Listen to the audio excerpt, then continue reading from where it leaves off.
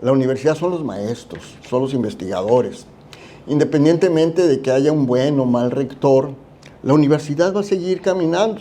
Una de las dependencias que deben de ser bien vistas o que debe de haber un cambio muy importante es precisamente la Fiscalía General, y no hubo una participación democrática, ni los conocíamos. Lo que sí considero es que no fue un proceso democrático.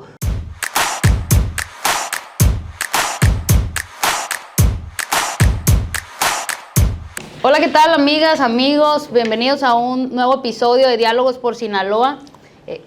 Comentarles que estoy muy contenta, muy emocionada, porque el invitado de hoy, el doctor Gonzalo Armienta Hernández. Doctor, muchas gracias por aceptar la invitación. Gracias. Es una persona a la cual yo admiro mucho y pues le estoy muy agradecida.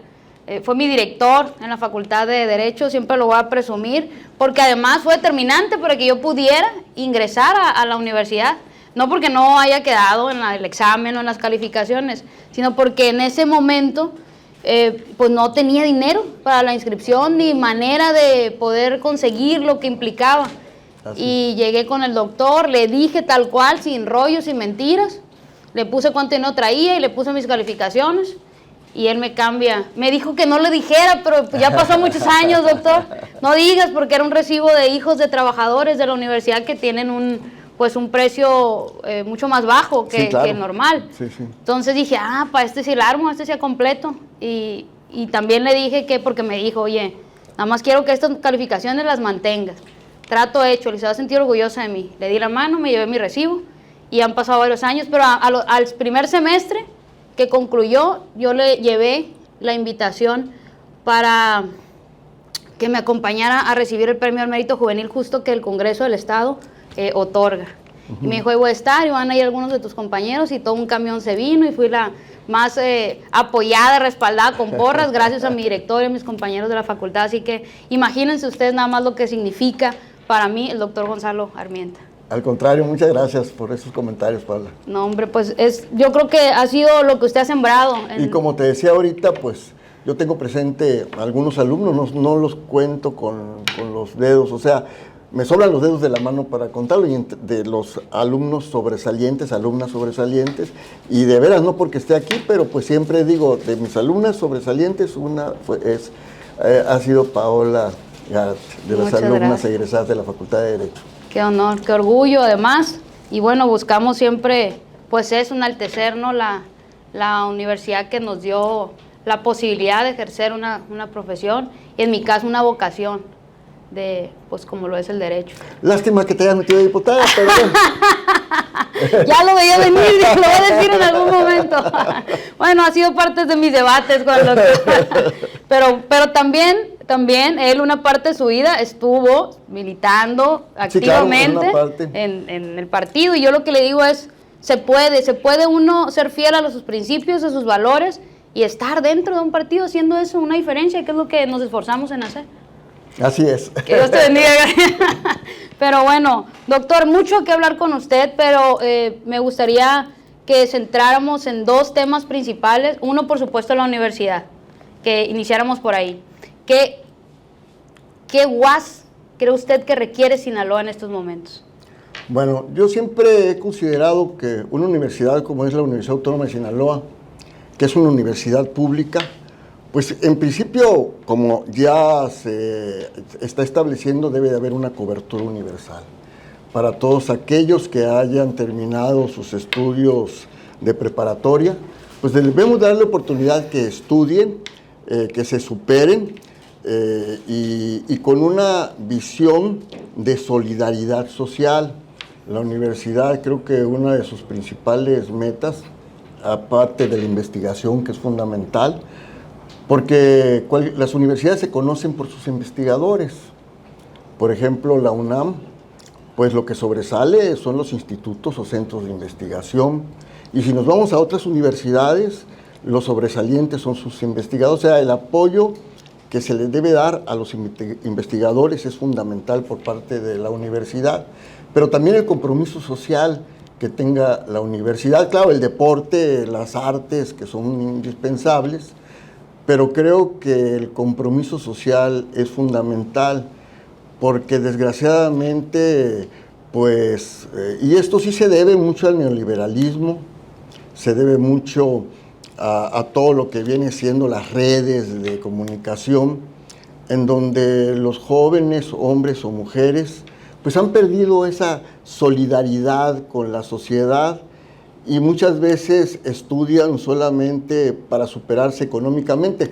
Pero evidentemente es importante la superación económica, pero ese compromiso lo han venido perdiendo y creo que es uno de los aspectos que ha descuidado la Universidad Autónoma de Sinaloa, que sí la ha tenido el compromiso, pero actualmente pues está muy olvidado. Espero que esta nueva administración recapacite en este sentido y realmente se comprometa con la sociedad en un trabajo ligado a la sociedad, a los grupos desprotegidos, para que pues tengan un mejor desenvolvimiento en este sentido.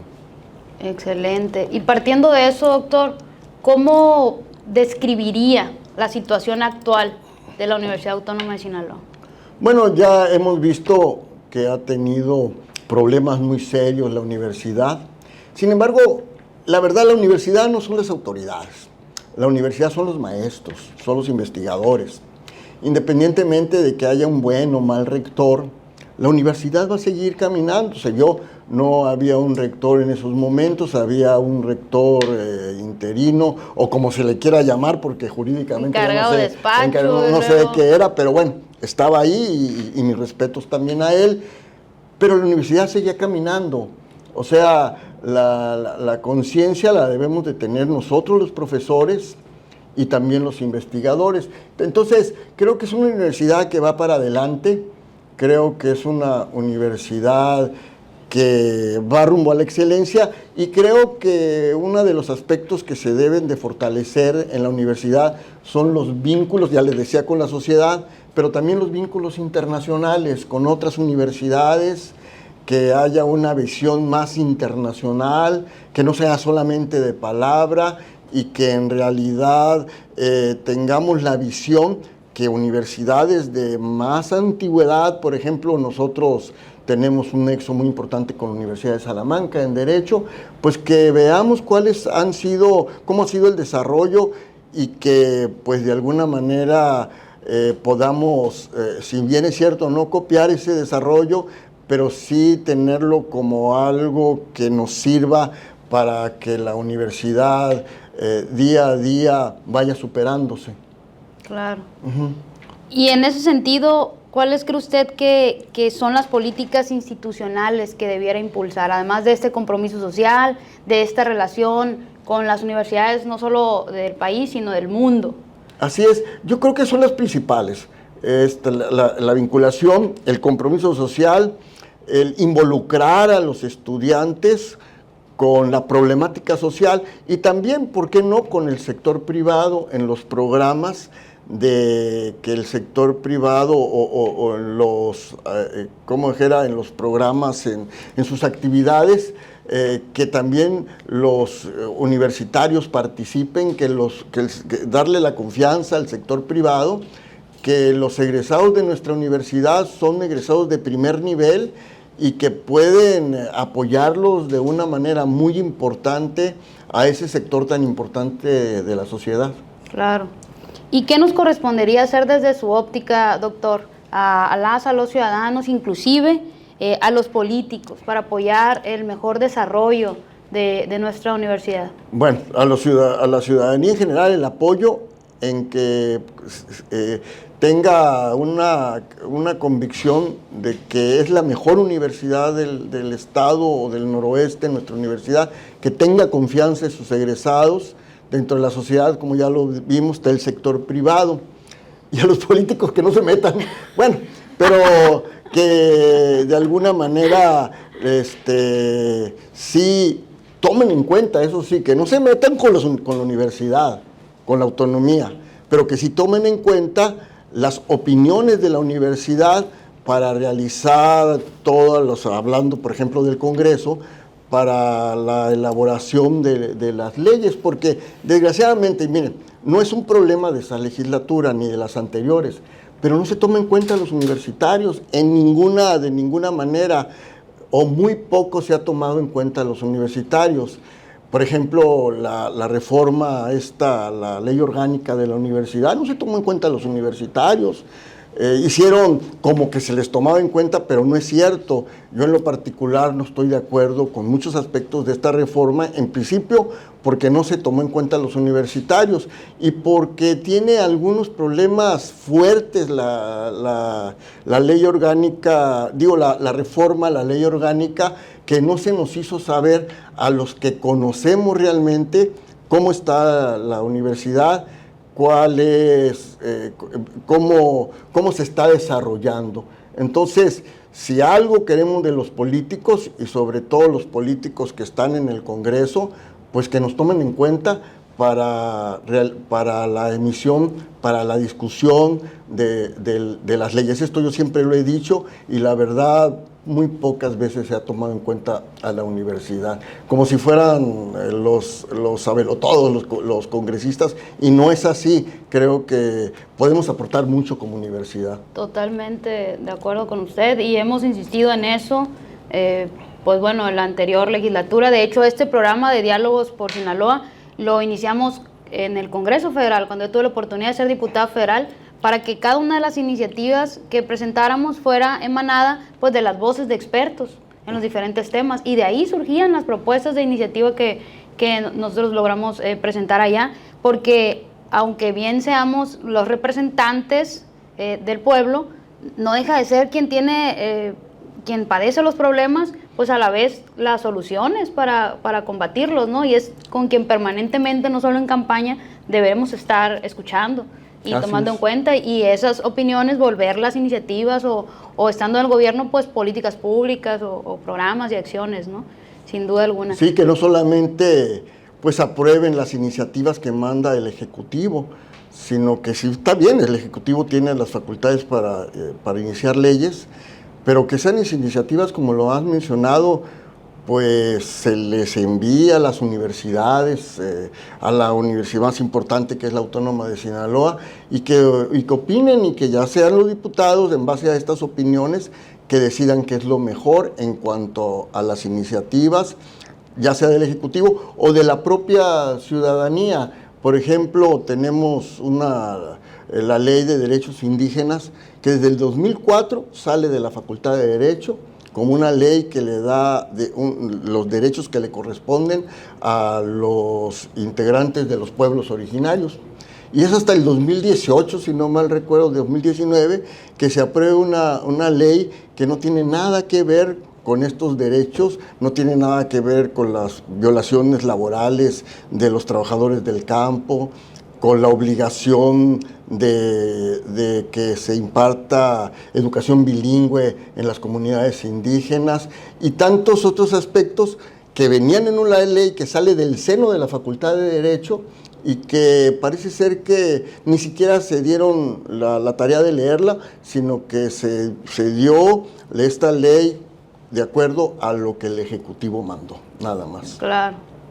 Y es la constante, lamentablemente. Y mencionaba temas graves en la ley orgánica de la universidad que se aprobó aquí en la legislatura anterior, pero sin escuchar realmente. Se hizo una consulta que la han llamado mucho una simulación, porque fue en momentos donde ni siquiera había clases, no estaba la población universitaria como tal, sino quienes estaban interesados en mover a quienes sí participaran. Muy baja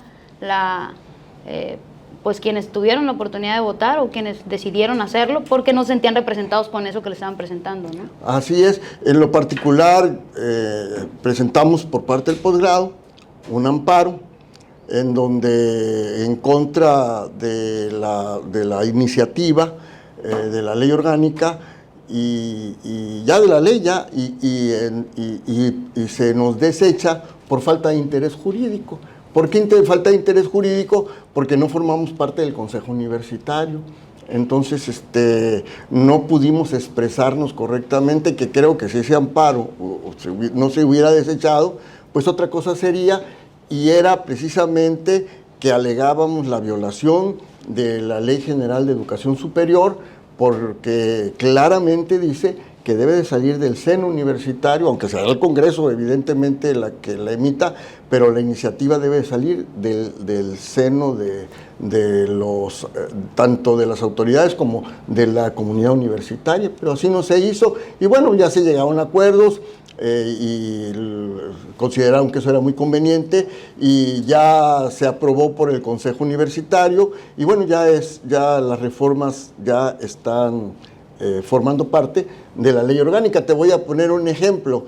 Decía la ley, nomás ahorita se me viene a la memoria, que si es de un género el director o el rector, la siguiente va a ser de otro género. O sea, confunden hasta género con sexo, o sea, cosas evidentes que yo les decía, bueno, pues si ya ahorita va a ser de otro género, pues yo voy a convertirme voy a decir que soy mujer, porque ya voy a tener un género, el que yo me expreso ante la sociedad, que ese es el género, ¿no? Claro. Y sin embargo quedó género. Yo lo critiqué, pero quedó como género, de un género al otro género. En lugar de decir hombre o mujer, por ejemplo, o sexo masculino o sexo femenino. Y cosas así que son absurdas, que se establecieron en la ley orgánica de la universidad.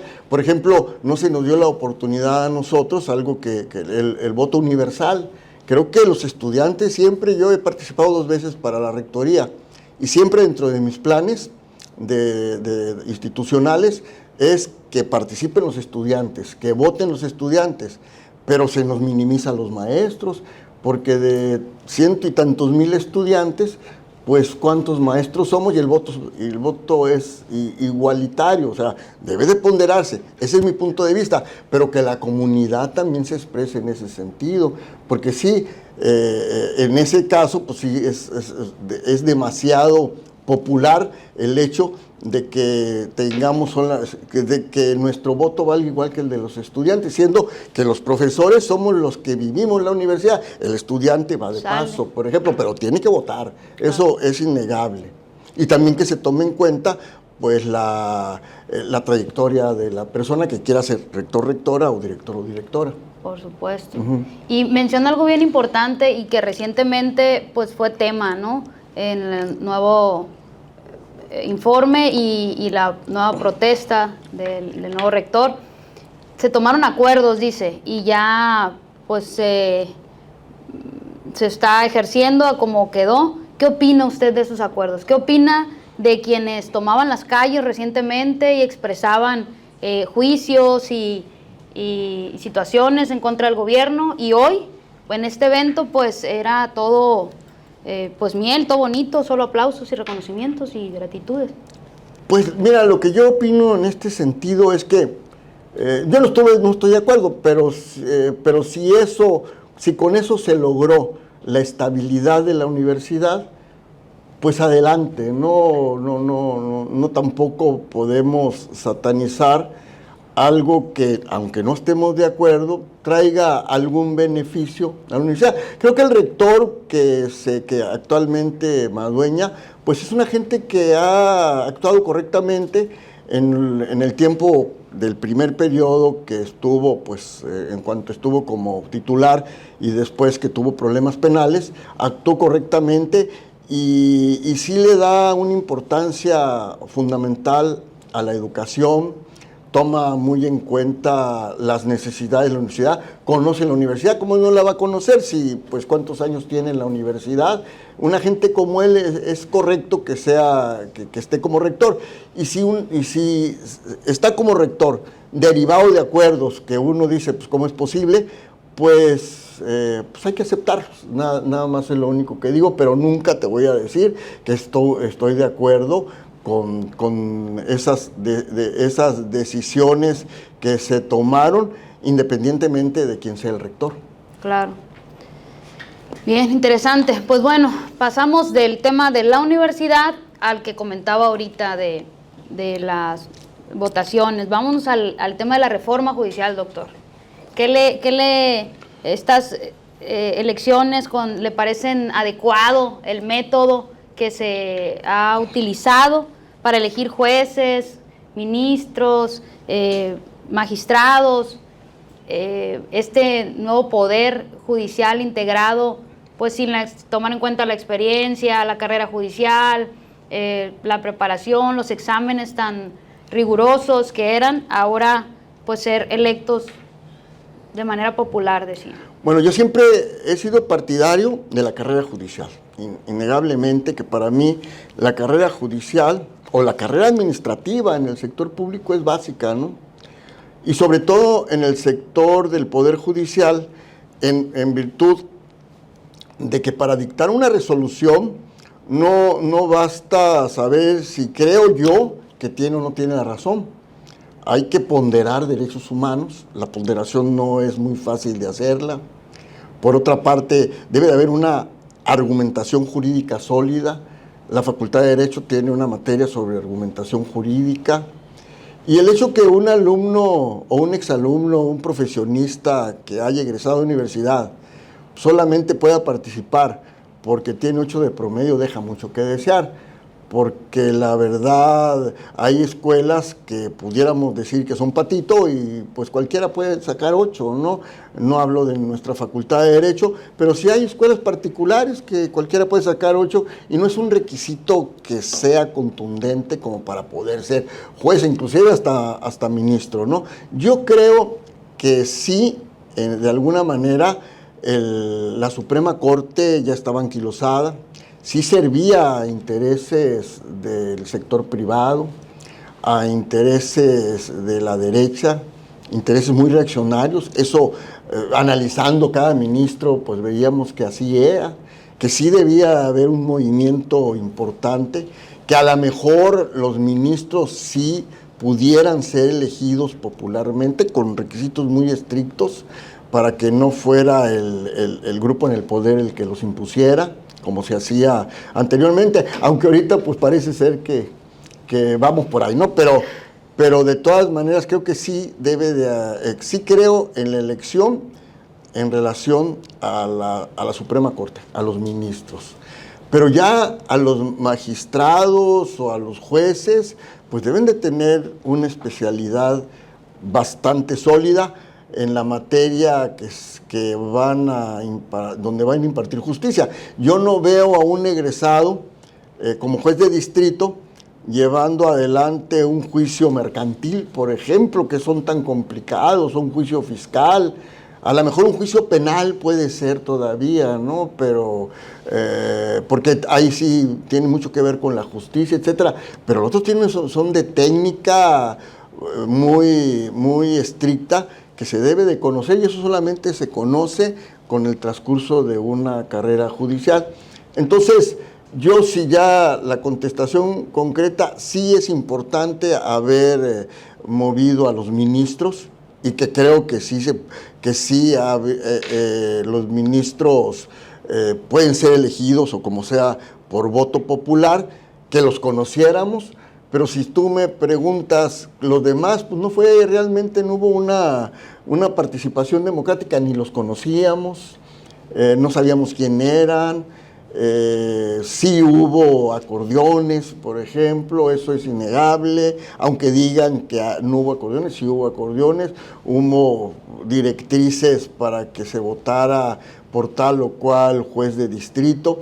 Es imposible, si uno en la Facultad de Derecho, uno que es jurista, no conoce la serie de candidatos que estaban en la boleta, como un ciudadano que no tiene ese conocimiento, y no de la área jurídica, sino de las personas, pues puede votar por tal o cual persona, ¿no? Y bueno, se vio que fue una votación muy limitada.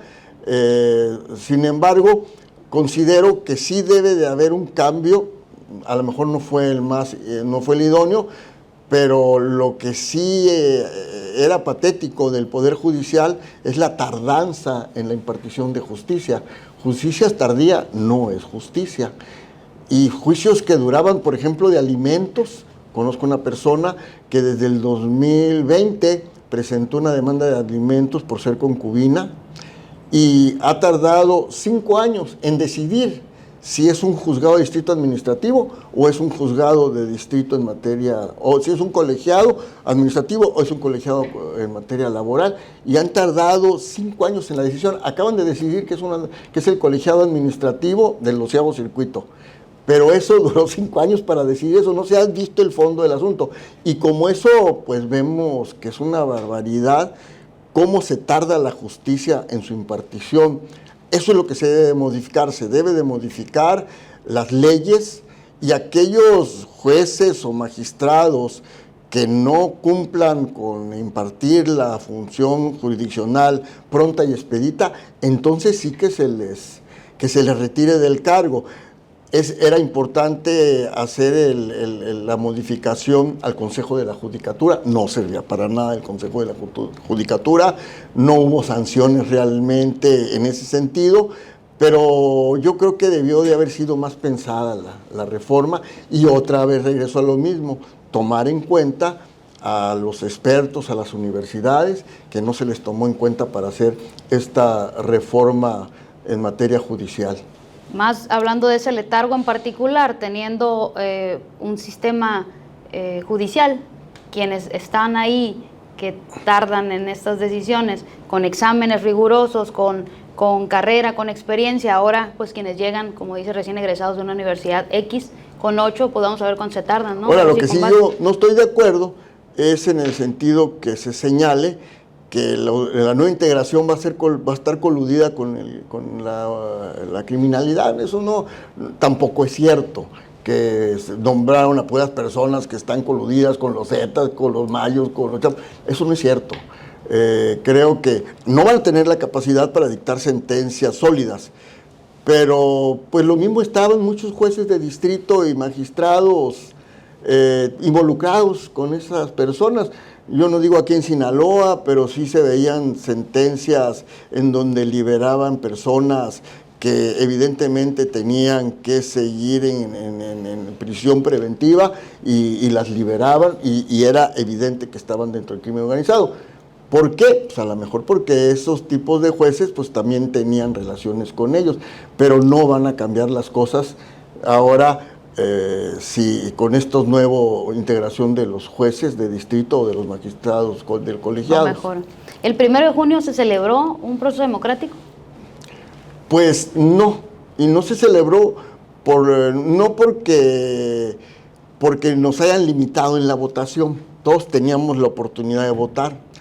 Creo que los votos se contaron correctamente. No tengo información que digan que hubo trampa en contar los votos, pero no considero que fue democrático porque no se conocía por quién votar, simplemente no se votaba a la ligera o por instrucciones del partido que les decía por quién votar. Entonces eso no es democracia. Democracia quiere decir que el pueblo decida, pero deciden con el conocimiento de quién los va a dirigir. Y aquí no sabíamos quiénes eran los jueces o los magistrados, y tampoco de los ministros que iban a estar como titulares de los jueces de los juzgados de distritos, colegiados o de la Suprema Corte.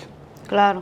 Y en ese sentido, el otro tema que usted considera que es adecuado, que las fiscalías no hayan sido reformadas. Sí, ese es el problema, porque muchas veces se satanizaba también a los jueces de distrito porque soltaban a las personas diciendo que no se había cumplido el debido proceso. Y muchas veces era cierto. Muchas veces los jueces veían que había tortura, que no le dieron oportunidad al indiciado de probar dentro de la investigación, y pues entonces los trataban de vincular al proceso, judicializaban el expediente, y el juez pues veía que no tenía el sustento legal como para inculparlos, como para dictarles el auto de vinculación al proceso, y lo soltaban. Entonces yo creo que sí una de los dependencias que deben de ser bien vistas o que debe de haber un cambio muy importante es precisamente la Fiscalía General y las fiscalías de los estados. Ahora, vamos a ver qué es lo que pasa en Sinaloa, ¿no? Porque claro, en el 2027 viene también las elecciones.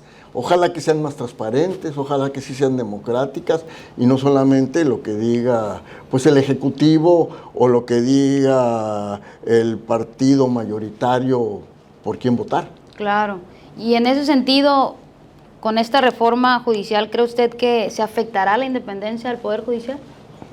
No lo considero así. Yo creo que no se van a dictar sentencias muy sólidas, ajustadas a derecho, por ejemplo, pero no la independencia. Yo creo que sigue siendo la independencia o que lo que le decía a los magistrados del colegiado, porque de ellos dependían, porque los ministros eran los que nombraban realmente a los jueces de distrito, y pues si el ministro le daba una instrucción, pues el juez la acataba, ¿no?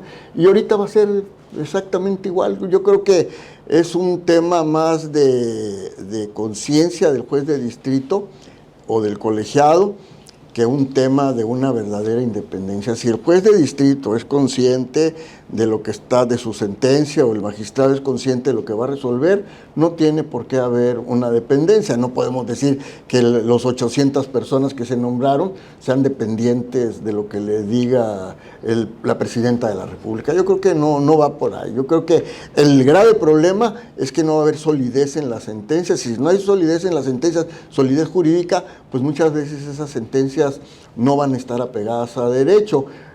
Que no conozcan las resoluciones de la Corte Interamericana, por ejemplo, y que no las apliquen. Una de las grandes, no se puede satanizar al Supremo, digo, a los ministros, al Pleno de la Suprema Corte, no se puede satanizar diciendo que todo lo que hizo estuvo mal, ¿no? Tienen sentencias bien importantes. Por ejemplo, las sentencias cumpliendo el control de convencionalidad, por ejemplo, el debido desarrollo de la personalidad, el derecho humano al desarrollo de la personalidad. Es muy importante el hecho de despenalizar el aborto, el hecho de permitirlos, o sea, de que se señalara sentencias en relación al matrimonio del mismo sexo, el tiempo al uso lúdico de la marihuana. Todo esto son sentencias de la Corte Interamericana que acataron los ministros. El problema es que ahora los ministros pues no consideren las resoluciones de la Corte Interamericana de Derechos Humanos. Ese sí va a ser un riesgo. Y en ese sentido, ya para ir cerrando, doctor, que se nos va como agua el tiempo con esta charla tan interesante, ¿cómo considera usted si fue una participación de cada 10 mexicanos, 9 acudieron, y de esos 9 que acudieron, más del 20% más bien rebasa los recados ahí de rechazo, que cualquiera que haya salido electo, inclusive ministro? ¿Qué refleja eso para usted? Y por otro lado, pues la reacción internacional de empresas que decidieron retirar sus inversiones, o quienes estaban ya por instaurar sus empresas transnacionales en nuestro país, pues al no ver una certeza jurídica por esta situación de la elección, aún con más de 100 recursos instaurados por los mismos trabajadoras y trabajadores del sistema judicial, para impedir esta votación, la ignoraron totalmente. Pues, ¿qué opina de que todas estas inversiones o no llegaron o las retiraron del país? Pues yo creo que es un miedo infundado, porque pues las inversiones no tienen mucho que ver con el Poder Judicial. Realmente, pues son, hablando del cúmulo de inversionistas, pues ¿cuántos llegan a tener conflictos relacionados y que trasciendan a conflictos que se vayan a presentar dentro del Poder Judicial? Yo creo que más bien es ha sido pues una propaganda negativa que no tiene mucho fundamento. creo que los inversionistas pues, no toman en cuenta si el Poder Judicial se constituye de tal o cual manera.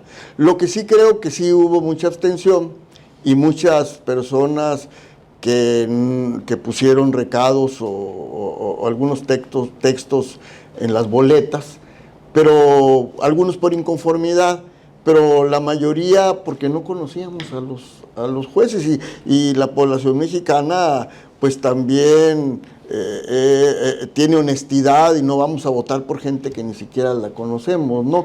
O tampoco se va a dejar llevar por el acordeón, porque, bueno, te doy el acordeón, pero mucha gente es como decía, si me das una torta, yo agarro la torta, pero no voy a votar porque me dio la torta, ¿no? Entonces, sí, les dieron acordeones y a lo mejor no votaron o se inconformaron porque no conocían a las personas, porque eran muchas las boletas, la letra estaba muy chiquita, no tenían tiempo. Entonces creo que por eso hubo un desánimo de la población, más que por inconformidad, porque la verdad no se llegó a valorar en su exacta dimensión por la población la trascendencia que esto pueda tener en cuanto a las resoluciones que pide el Poder Judicial. Y entonces, ¿usted considera que no fue democrático lo que sucedió el 1 de junio? Y además reconoce que pues 9 de cada 10 mexicanos no acudieron, y de ese porcentaje mínimo, 10%, el mayor porcentaje fue de expresiones tajantes, con groserías inclusive en las boletas, rechazando esa elección, la cantidad millonaria. ¿Pero lo considera legítimo? Pues es legítimo porque está en la ley, pero no es democrático. ¿O es legal porque está en la ley, pero no es legítimo porque no tiene el respaldo ciudadano suficiente? Pues es legítimo, si está en la ley es legítimo y es legal, no es democrático.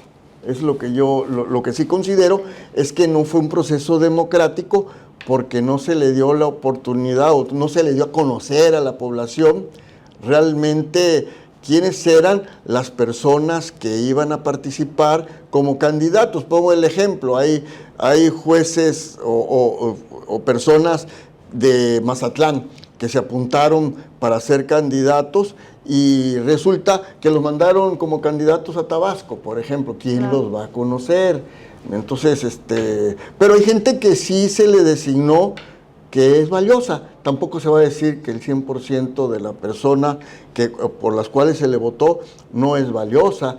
Yo pongo el ejemplo de una magistrada regional del Tribunal Electoral regional que era la coordinadora del posgrado en Derecho de Nayarit, Irina. Formamos parte de una red y es una gente extraordinaria y salió electa como magistrada regional. Entonces, sí hay gente valiosa, en Querétaro hay gente valiosa que yo conozco, no todos no son valiosos, pero yo insisto, no fue democrático porque no se le dio, porque la población no conocía realmente a todas las personas, o en un mínimo porcentaje de las personas que participaron en esta elección. Claro. Bien, pues hemos llegado al final de este episodio de Diálogos por Sinaloa. Pues muy agradecida, doctor, porque nos comparta su opinión, y pues agradecida también a quienes vieron este episodio, que nos ayuden a dejar su comentario, sus dudas, inquietudes. El doctor las va a estar viendo y va a estar dando respuesta puntual también. Ojalá pues lo compartan, se suscriban al canal, activen las notificaciones y pues pidan parte 2 con el doctor para que nos siga ilustrando con su experiencia y con sus conocimientos. Muchas gracias, doctor. Pues muchas gracias, Paula. Espero que sea el primero, pero no el último. A tus órdenes, muchas gracias. Gracias.